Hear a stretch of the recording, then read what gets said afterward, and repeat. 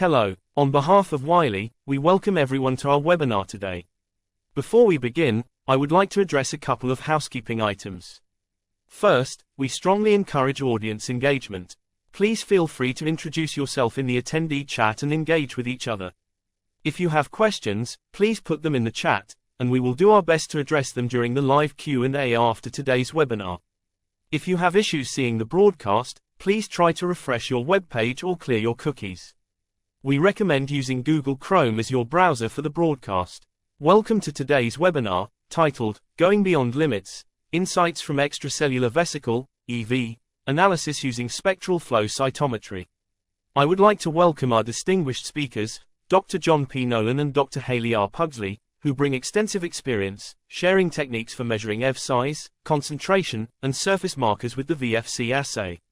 This webinar will discuss the advanced analysis of extracellular vesicles, EVs, using spectral flow cytometry, focusing on overcoming the challenges posed by the small size and dim signals of EVs, which have traditionally made them difficult to study with standard biochemical assays.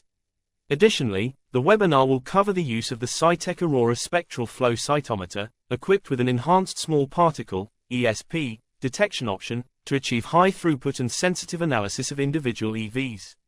This broadcast will be recorded and available to watch on demand for your convenience. Please join me now in welcoming Dr. John P. Nolan and Dr. Haley R. Pugsley to share their invaluable insights.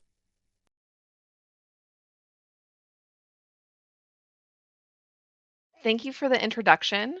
The talk today is Going Beyond Limits, Insights from Extracellular Vesicle Analysis Using Spectral Flow Cytometry.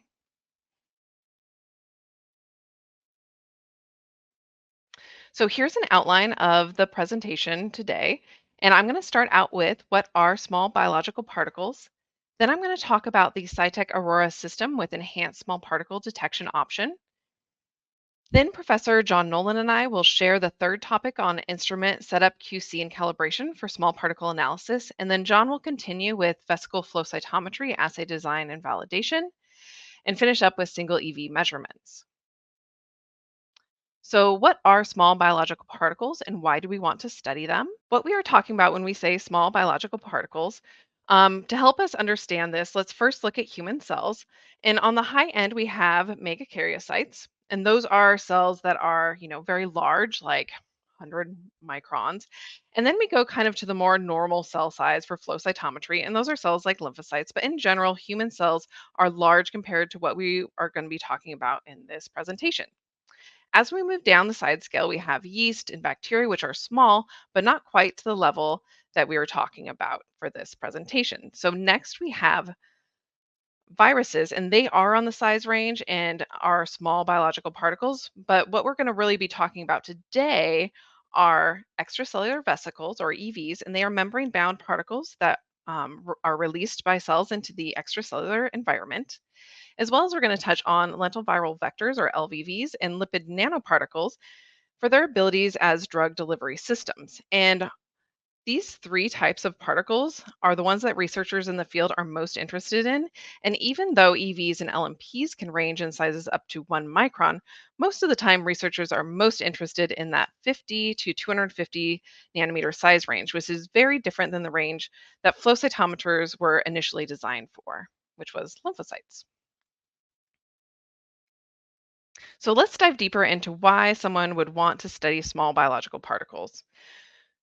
So there's your basic research. This would be looking at what particles are in, your biofluids like blood, urine, saliva, and milk, and maybe you're just trying to measure concentration or look at CD markers to identify what their cell of origin was. You might also want to investigate how EVs transfer molecules between cells and their environment, or in their involvement in cell signaling. And there's, of course, other EV sources besides mammalian sources, and these are sources like plant, microalgae, and bacteria-derived EVs. And so this is kind of another area that people are looking at. And this basic research is kind of a catch-all for small particle research.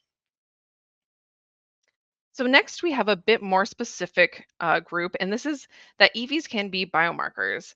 And EVs are released under normal physiological conditions. However, changes in EV levels are implicated in a variety of diseases and are believed to serve as mediators in the pathogenesis of neurological, vascular, hematological, and autoimmune diseases, as well as cancer.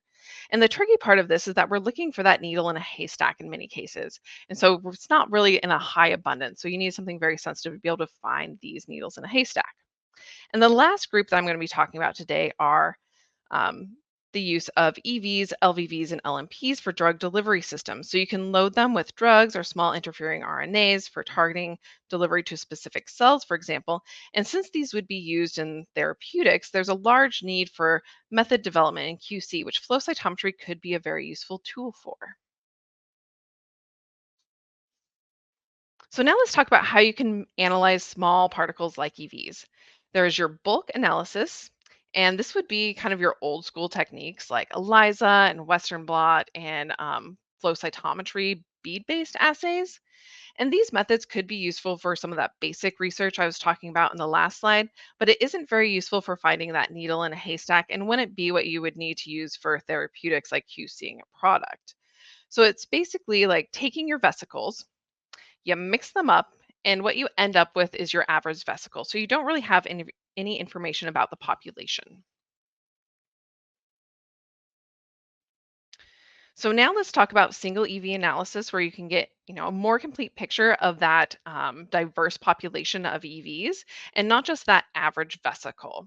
So the common techniques that can do single vesicle analysis are flow cytometry, nanoparticle tracking, electron microscopy, resistive pulse sensing, and super resolution microscopy. And then out of these, flow cytometry can be used for all of the key areas I previously mentioned, from basic research, using them as biomarkers and diagnostics, and drug delivery and therapeutics.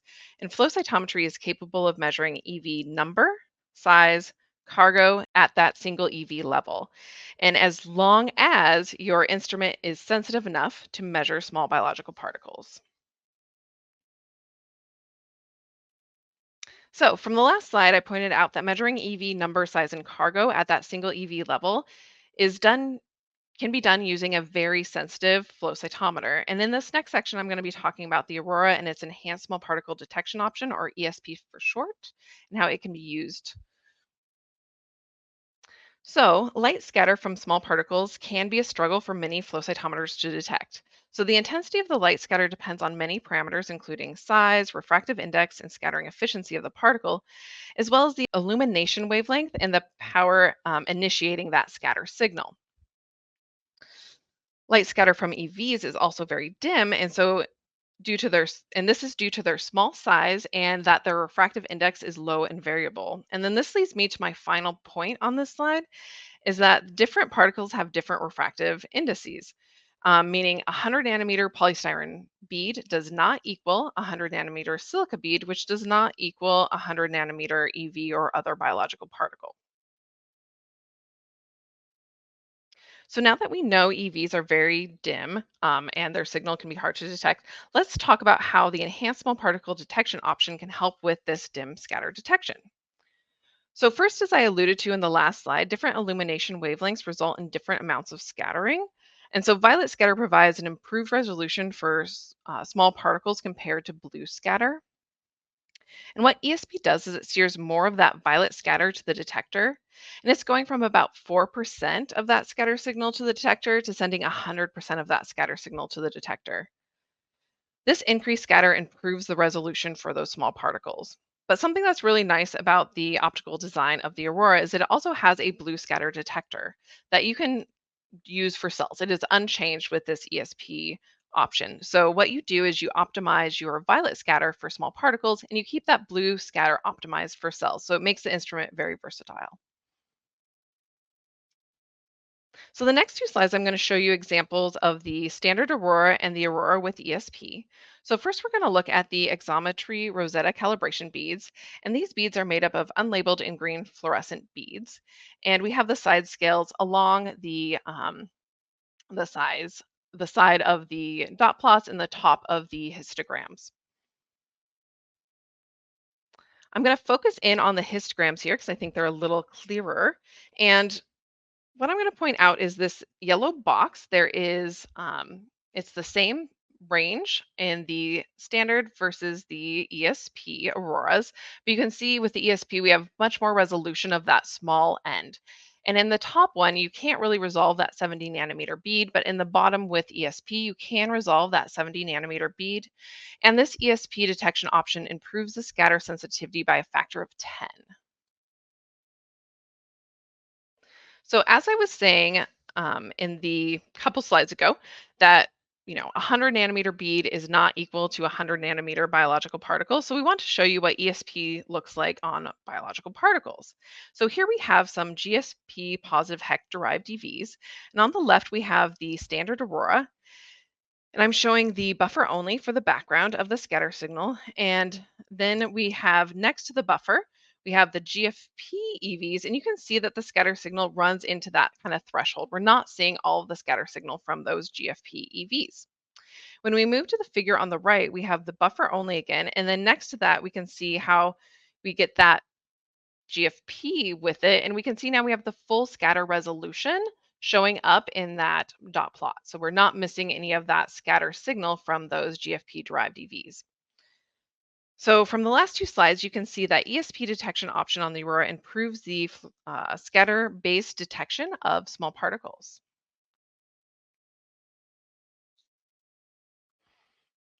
So now that we've shown the power of ESP on the Aurora, how can this help us? Well, being able to see scatter differences can lead to the identification of subpopulations of small particles. So for example, different small particles have different scatter efficiencies. So native EVs versus bioengineered EVs and viruses and virus-like particles can have different scattering efficiencies. Another area we expect to see scatter differences is when you engineer small particles to carry specific cargo. So, depending on the cargo and if the particle is empty or not, we should see differences in the scattering efficiency. And then I'd also like to note that membrane composition can also alter the light scatter. So, now we're going to move to fluorescence sensitivity. And this is something that's the same between the standard Aurora and the Aurora with ESP. And what I'm going to start out here is that Cytek uses APDs and not PMTs as their detectors. And on the right, we have a figure from Hamamatsu showing the quantum efficiency of the APDs in green, and the PMTs are in the dotted red line. And so you can see that the APDs have higher quantum efficiency in general, especially in the red. So we're already off to a good start using an APD instead of a PMT for detection. So next we're going to focus on how the signal is collected using conventional cytometer compared to the Cytek spectral cytometers. And the conventional instruments only focus on a peak emission channel off the laser line with the highest excitation for that fluorophore. With the Cytek way, we're not only looking at the peak channel, we're looking at its neighboring channels as well as the signal coming off from other laser lines, since we know that most of the dyes are excited by multiple laser lines. So instead of either ignoring or compensating out those additional signals, Cytek uses those signals to establish a full spectrum signature for that fluorophore. Keeping this signal is really important when you're looking at small particles, since they aren't giving off a lot of signal to begin with. You don't really want to be throwing away any of that signal. So, and then here is just an example of the full spectrum signature of PE on the Aurora. And as you can see, we do get a lot of signal from multiple lasers in many channels. So now I'm going to talk about how to set up your Aurora with ESP um, option, as well as calibrating it, and how this relates to the MyFlowSite EV reporting framework. So the MyFlowSite EV reporting framework that was published back in 2020 has all the steps lined out for how you should standardize and report your EV data. And there's many steps involved in this reporting framework, but today's talk, we're going to focus on the assays section, including the appropriate controls, which Professor John Nolan was going to cover. And then I'm going to start off here with the instrument setup and data acquisition and calibration.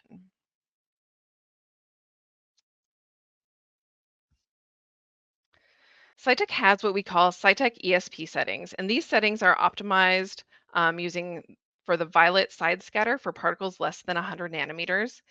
and it's performed during install, and it sets the signal to noise ratio for each instrument in a standardized manner. The Cytek ESP settings is a great starting point because it will set your side scatter gains and thresholds and will put all your fluorescent detectors to 2500. However, it does not establish optimized threshold settings for any of those fluorescence detectors because this is very assay dependent. So you will need to do those yourself. The plots shown here on the right are of the calibration particles that Service uses to set up the side scatter gains and thresholds. And then for all the data that's being shown in this presentation, it's collected with those Cytek ESP settings unless otherwise stated. So as I was saying in the last slide, the ESP settings are a great start, but you will want to confirm the 2500 gain setting for your instrument and your assay are optimized and that your instrument alignment is spot on. In this example, we're going to be using the Cellarcus Nano Rainbow beads. With these, we want to be looking at two metrics. First, we're going to look at the alignment using the bright bead peak, and we want to make sure it's symmetrical and it has low CVs. So if your peaks aren't symmetrical, has weird bumps on one side or the other, or your CVs are very high, that means your instrument's alignment is not right on, and you need to have Service come and adjust it. The next metric that we're going to look at is the resolution. And here we're going to be looking at the separation index. And this is the difference in the MFI between the blank bead and the dimmest labeled bead. And this is divided by 2 times the standard deviation of that blank bead. And the larger the separation index, the better here. So we want to see a nice separation between that blank bead and the first dim labeled bead. So let's take a look at these two metrics and how we use those to come up with that 2500 gain setting for those Cytek ESP settings. So here's a mini gaintration looking at several different fluorophores. We want to have the small CVs and high separation index values. One other thing to note is that you do not want to get your gain settings above 3000 because above 3000 the gain increase is artificial. So from this gaintration, we found that the best setting that gave the best, lowest CVs with the highest separation index while staying away from 3000 was a gain of 2500. So next we're going to talk about how to set your thresholds and how using fluorescence thresholds can lead to very clean signal while still giving great scatter resolution. So in this example, we're going to be looking at GFP HEC-derived EVs, and on the left we have what that sample looks like using the scatter thresholds for triggering that were from that Cytek ESP settings that we talked about earlier. And we have that buffer only, and we can see that for defining the background. And then next to that, we have the GFP EVs. You can see that we can pull the EVs out from that scatter background. However, on the right, we have how that same sample looks with the same gain settings, but this time using a fluorescence threshold to trigger on the GFP signal instead of scatter. You can see how much cleaner the GFP signal is and that we were missing some of those GFP EVs because they were hidden in that scatter signal. So since the Aurora has great fluorescence sensitivity, the use of fluorescence thresholds is optimal when detecting small particles to keep that background down and the signal clean. So this works though as long as your particles that you're looking at are fluorescence. I will say if your particles are not fluorescence, you clearly need to still use a scatter threshold. So how you collect your data is very important as well for single vesicle flow cytometry. The two things I will touch on here are the sample flow rate and the collection criteria. So first you have your sample flow rate, and this should be optimized for your assay, and you need to use the same flow rates for all of your samples and controls. If you use different flow rates, you cannot compare them because your background could be different. Second, you also need to collect by time and not count because count can skew the results and make it very hard to interpret. So by using the same flow rate and collection time, this allows you to compare total particle counts between your controls and your samples. And in this experiment, we have your buffer only, and next to your buffer, you have a membrane stain plus your buffer. And then finally, you have your platelet derived EVs plus a membrane stain. So these were all collected using the same sample flow rates and collection time. So you can easily just visually look at them and tell that you are comparing them appropriately, and that this, by collecting by that constant sample flow rate and collecting by time, you can do total particle count comparisons between your controls and your samples. So now that you have your data collected, you'll want to calibrate it so that your data can be compared to other instruments and institutions' data. So size is one of the parameters that needs to be calibrated. I'm first going to talk about using Me Light Scatter for size calibration. This method does modeling and calibration on side scatter and gives an estimation of the particle diameter using assumptions about the EV refractive index. This calibration can be done using third-party software. There are two available options that support Cytek Aurora data. We have FCM Pass, shown on the left, and the Rosetta calibration by Exometry, shown on the right.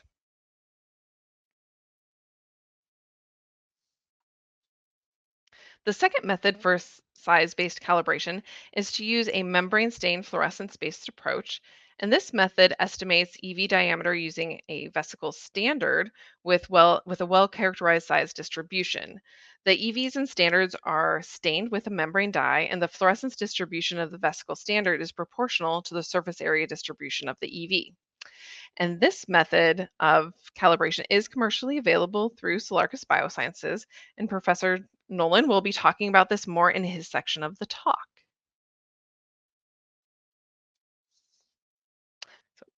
Besides size, fluorescence signal also needs to be calibrated. This method uses a reference standard to quantify that fluorescence intensity of the sample. There are three different standard units that researchers use for this calibration. We have MESF, or molecules of equivalent soluble fluorochrome.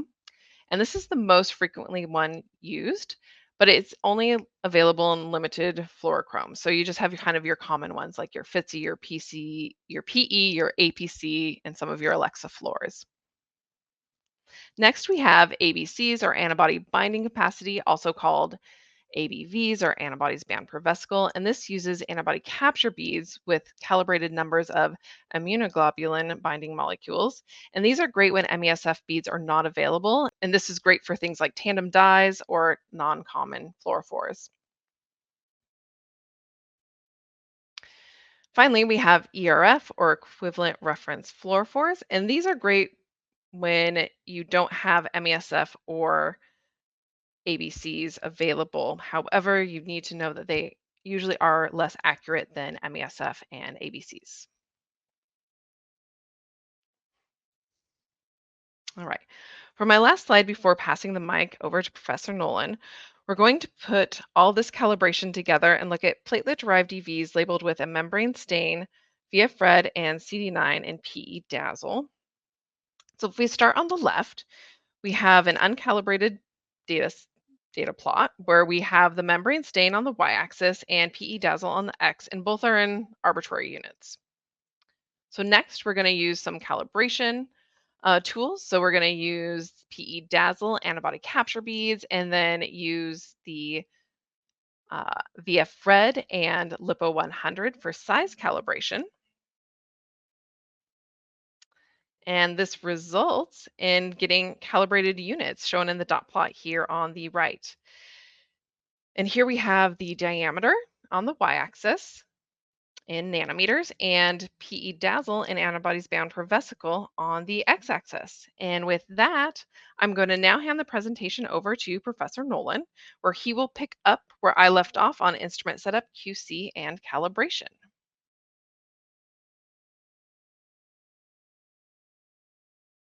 Well, thank you, Haley. I'm going to pick it up from there. My name is John Nolan. I'm at the Scintillon Institute in San Diego, and also at Cellarcus Biosciences in San Diego. And I'm going to say a few more words on instrument setup, QC, and calibration because it's so important. And then I'm going to describe the vesicle flow cytometry assay as run on the Aurora. I'll talk about the assay design and validation, and then I'll give some examples of single EV measurements. All right, so the MyFlowCyte EV guidelines are a useful reference for keeping track of the issues you need to worry about when performing a robust single vesicle measurement. It involves a set of issues associated with the instrument, which generally involves calibration, et cetera. But then a whole other set of issues that have to do with the assay, all of which can have a big effect on the results that you get. And so Cellarcus has optimized reagents and protocols to perform these tasks. And I'm just going to walk you through those right now. So as Haley mentioned, uniform fluorescent beads are useful for doing an initial QC and optimization of your instrument. She described how we look at the bright bead CV, make sure that the peak is symmetrical and not too broad. And then we look at the resolution as measured by the separation index between the dim bead and a blank bead, which represents the background. We would typically also run these beads, which are at a known concentration for a fixed amount of time, and we can use that to calibrate the flow rate of our instrument. So one set of beads gets the initial instrument qualification done, and the next step will be to calibrate the signals that we measure. And we'll start with fluorescence calibration. And here we make use of antibody capture beads. NanoCal antibody capture beads are 800 nanometer beads that you can stain with the fluorescent conjugate of your choice. These beads have calibrated antibody capture capacities so that when you stain these at saturation, they'll reflect the antibody binding capacity and the signal that's associated with that. And so we have these for a range of the bright fluorochromes that we might consider using for single EV analysis, and can use these to calibrate each of our fluorescent signals. These are useful not only as an intensity calibrator, but as a spectral calibrator. As Haley mentioned, the Aurora is a spectral flow cytometer, which takes advantage of its full spectrum profiling to make measurements that have higher resolution and higher sensitivity than their conventional counterparts, because we're collecting and dealing with all the light. Not only do we measure the emission spectra of each of our fluorochromes, we also measure the excitation spectra by exciting them at multiple excitation wavelengths. And so this provides a robust spectral signature for unmixing later. We can also use this sort of data to estimate our limits of detection. As Haley described, the limit of detection is often described as the mean of the background plus 2 or 3 standard deviations of that background. And here we have the unstained bead overlaid each of our channels, and that can give us an idea about what limit of detection we might expect on this instrument. Haley mentioned light scatter. Light scatter is challenging to measure, especially for small particles, but can provide some useful information. And as she described, you can use beads together with scatter-based models to calibrate the arbitrary scatter signals in absolute units of scattering cross-section, which is a unit that can be compared across instruments and between labs. So that describes the calibration of the instrument. So now we can move on to talk about assay design and validation. Again, we'll refer back to the MyFlowCyte EV guidelines document to let us know what we need to cover in our assay design. And these guide what I'm about to tell you. So here's an overview of the vesicle flow cytometry assay. As Haley described, we use fluorescence to detect vesicles. And we use that by staining our sample containing vesicles with our fluorogenic membrane dye, which is called VF red. And it will selectively stain lipid particles in proportion to their size, their surface area. And so we get not only vesicle selectivity with this stain, but we get an estimate of size. And then we'll add one or more well-validated fluorescent antibodies and stain the EV sample for an hour. After staining, we will perform a post-stain dilution, and this is to reduce the concentration of free dye, free antibody that might cause a high background. In cell analysis, we might wash the cells to remove free dye, but EVs are too small to effectively wash. So in lieu of that, we use a dilution to reduce the background signal.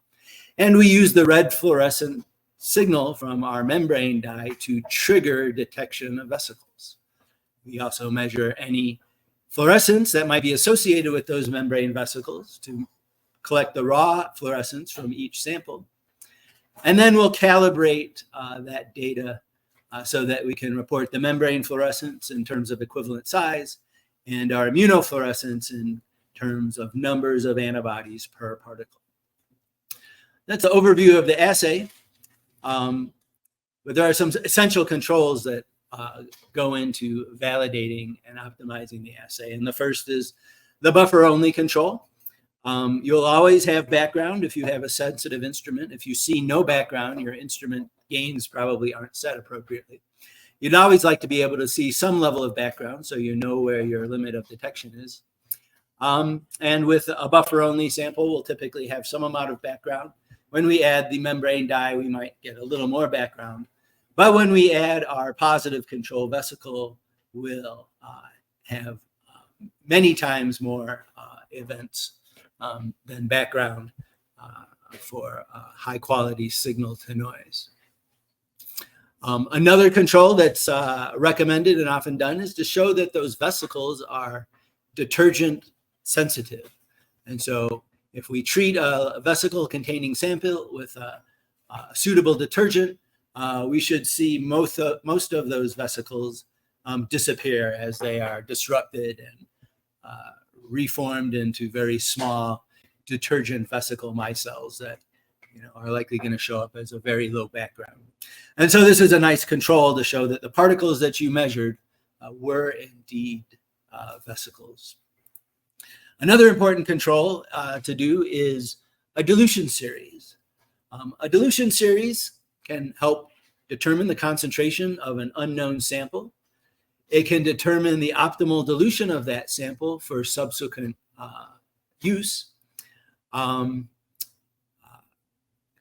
This VFC assay has a dynamic range of about 2.5 logs. So from a background of a couple thousand events in a typical run, we have a linear response up to several 100,000 events. And so we generally will target our optimal dilution to give us 50,000 events in a typical run, so that if an experimental perturbation resulted in an increase or decrease of vesicle concentration, we could measure that by a factor of 10. This assay also will determine the linear dynamic range of the assay and can help estimate the lower limit of detection. And it's also an important control to show that you do not have the coincidence or swarm artifact, which can occur when particles that are too dim to detect are present at high numbers and actual trigger detection of the instrument because you have multiple particles in your probe volume. A little bit more about the staining with VF Red. VF Red has a nice environmental sensitivity that's convenient for our purposes here, and that if you introduce it into just buffer only, you'll get very little fluorescence. But as soon as that VFRED intercalates into a membrane, it will light up. And so when we add our VF Red to a vesicle containing sample, only the VF Red that's associated with the vesicle membrane is fluorescent. Okay, and so now we'll discuss how we use VF Red fluorescence to measure size. We have a synthetic lipid vesicle, LiPo 100, which is prepared to have a very narrow size distribution that we can measure using an orthogonal method such as NTA or RPS. we'll stain that vesicle with VF red and measure its fluorescence distribution by flow cytometry. Since we know the diameter distribution of the liposome from NTA, we can calculate the surface area distribution just using simple geometric formulas. And when we plot the lipo 100 surface area versus VF red fluorescence, we get a nice straight line whose slope has units of nanometers squared per unit of fluorescence. And so that allows us to convert VF red fluorescence into an equivalent surface area. And then we use a geometry again to estimate the diameter distribution that corresponds to that surface area. So this is the basis of the VF red base size estimate. So next I'll turn to immunofluorescence. And so immunofluorescence is well understood in flow cytometry from our studies of cells. And most of the practices and considerations for cellular immunofluorescence apply to vesicle immunofluorescence with a few caveats. So first of all, it's important to have a positive and negative control. For negative controls, our lipo 100 will serve, as it is just a lipid vesicle with no protein antigens to bind to an antibody. For positive controls, we generally like to have a vesicle reference preparation that can serve as, that expresses the antigen of interest and that we can use as a positive control for validating an assay or for as a spike-in standard, for instance, for determining assay performance. And different cell lines express different surface molecules, and some of those are shown here. So it's important to have the appropriate positive and negative controls. Isotype controls play a similar role in vesicle analysis as they do to cell analysis, and should also be considered where appropriate. Another element that's important for optimal immunofluorescence is to have a well-titrated antibody. This is especially important for vesicle analysis where we can't wash the cells after staining. So we want to know that we're near saturation in terms of our antibody staining concentration, but we don't want to be so much higher than saturation such that we have a lot of free dye causing background in our measurement. And so that's why it's very important to titrate your antibodies, and all the antibodies that Cellarcus provides with its assay kits are optimally titrated.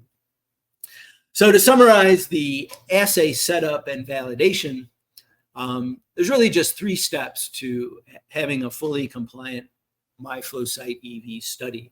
The first is to calibrate your instrument using the appropriate beads so you can report fluorescence, light scatter, and particle concentration in standardized units. And then for the assay portion, we want to make sure we're using an appropriate concentration of our sample, that we're in the middle of our working dynamic range, that we don't have any of the coincidence or swarm artifact, and that our particles are detergent sensitive. And so with all those controls in hand, we can then move on to cargo immunofluorescence, where the panel design and experimental design considerations will be familiar from cell analysis. All right, so now I'll wrap up by demonstrating some of these measurements on some EV samples. So we'll start simply, and we'll start with the measurement of tetraspanins. Tetraspanins are membrane proteins that are present on most, if not all, cells, and are frequently released in vesicles from those cells, and have become a popular marker of certain types of vesicles. And so we're going to start out with a couple of vesicle samples. One is our lipo 100, and the other is a vesicle reference prep prepared from platelet extracellular vesicles. And so if we stain these samples with a mixture of anti-tetraspanin antibodies, in this case we have a mixture of CD9, CD63, and CD81, each labeled with an allophycocyanin or APC fluorophore, we can see that we can detect tetraspanin immunofluorescence on the surface of the platelet EVs, but not on the synthetic liposome, which is serving as a negative control.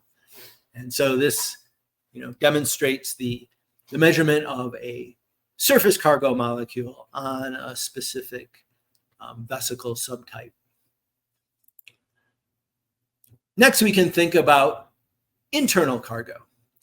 So GFP is commonly used as a fluorophore to genetically labeled specific proteins of interest, and with green fluorescence. And this allows us to detect a protein without having to label it with an antibody. And so here we have some vesicles, again, our Lipo 100 vesicle size standard, and some eGFP EVs, which are commercially available from Sigma. And these are prepared by transfecting HEK cells with a construct that encodes for the GAG eGFP molecule. And the cells express this and release GAG eGFP in the vesicles they release.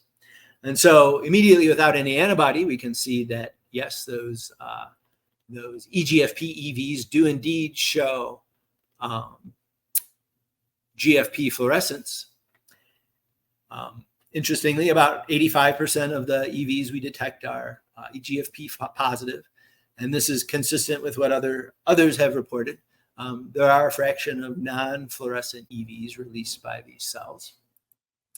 And then we can come in and stain with our anti-tetraspanin mix and identify that, yes, the HEK eGFP EVs also express tetraspanins, and we can look at the co-expression of tetraspanins on the GFP positive and negative EVs. And it appears that all of the EVs from the HEK cells express some tetraspanins, both the ones that contain GFP and the ones that do not.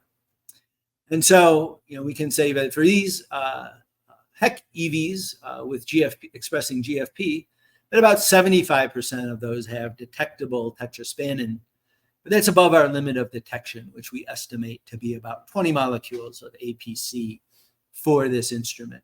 So it's likely that the rest of those EVs have some amount of tetraspanin, but it's just less than the limit of detection in this case. So this is a two-color experiment, one color of immunofluorescence and one color of fluorescent protein expression. But, we can do more colors than that in flow cytometry. So let's talk now about measuring the individual tetraspanins on a sample. And so here we're going to talk about a 5-marker experiment where we've got our eGFP signal.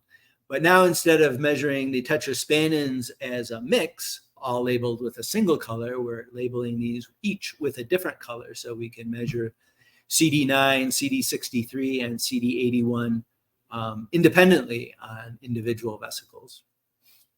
And then we're going to, for interest, use an anti-GFP antibody that's labeled with allophycocyanin as a 4th color. So back to our model EVs here. We've got our Lipo 100 and the eGFP EV from Sigma. And we can see in the multicolor staining panel that while there's appears to be a little bit of CD63 and a little bit of CD9 on those GFP EVs, CD81 is the predominant tetraspanin expressed on these EVs, and that's consistent with what others have reported on EVs. CD81, is the predominant EV on HEK EVs. And then finally, we stain these EVs with antibody against GFP.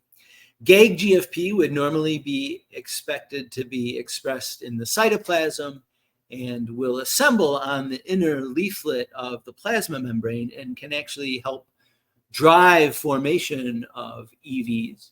And we would normally expect to see the GAG GFP expressed on the inside of a vesicle.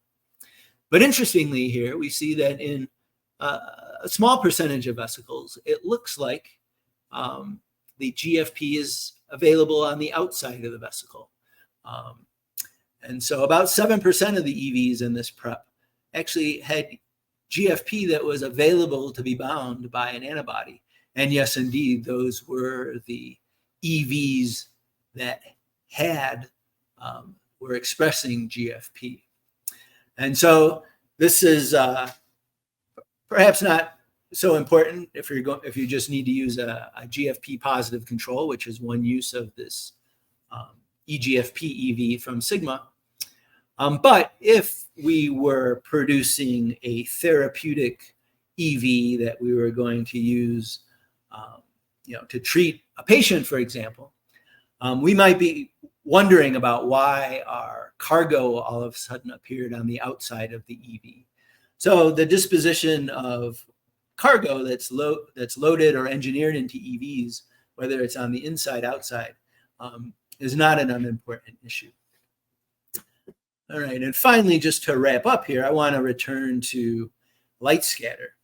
So light scatter isn't especially useful for detecting EVs because EV light scatter is very dim and light scatter is non-specific. And it can be tricky to size EVs using light scatter because you have to make some assumptions about refractive index. And we know that different EVs can scatter different amounts of light. But because we're detecting EVs using fluorescence and estimating size using fluorescence, we can actually use light scatter to tell us a little something about the structure of EVs. And so we noticed when comparing a standard HEC EV that was not expressing the GAG eGFP, that they had lower light scatter than the eGFP vesicles. And so it appears that HEC EVs expressing GAG eGFP have more scattered light. So we can take advantage of the fact that we've calibrated our light scatter. We can express as intensity in units of scattering cross-section, which is the standardized unit for reporting light scatter. And we can use that to make some fundamental measurements about these different EVs. So we have the size, we have the light scatter. We know that that light scatter does depend on size. So in order to investigate that relationship, we can plot light scatter versus size. And here, instead of plotting versus diameter, which is one measure of size, I'm plotting versus particle cross-sectional area, which can be calculated again by geometry from the diameter. And so when we plot cross-sectional surface area versus scattering cross-section, both of which have units of nanometers squared, those units cancel, and what's left is the scattering efficiency. So the size dependence of scatter gives the scattering efficiency, and we can calculate that for every individual vesicle and plot the scattering efficiency distributions of these two HEC EVs, one not expressing GAG GFP and another expressing GAG GFP. So this is a very interesting example about how the molecular cargo associated with an EV can change the light scatter. And so this might be a very useful tool for identifying vesicle subpopulations, such as viruses or virus-like particles that might occur in a sample. So with that, I'll wrap it up by pointing out that spectral flow cytometry is a great way to measure individual vesicles by virtue of its spectral operation. It collects more light than conventional FC, and it has higher resolution via spectral unmixing for multicolor experiments. Combined with sensitive light scatter that's been calibrated so that it can be reported in absolute units, this allows us to measure EV scattering efficiency. And so that spectral vesicle flow cytometry combined with a sensitive light scatter measurement not only lets us measure EV number and size and cargo with good sensitivity and specificity, but also we can combine that with fluorescence and light scatter measurements of vesicle composition and structure to identify subpopulations. And so with that, I will say thank you to Haley and to Maria and the team at Cytek R&D, and also to my colleagues and coworkers at Cellarcus Biosciences. And we'd be happy to entertain any questions you might have.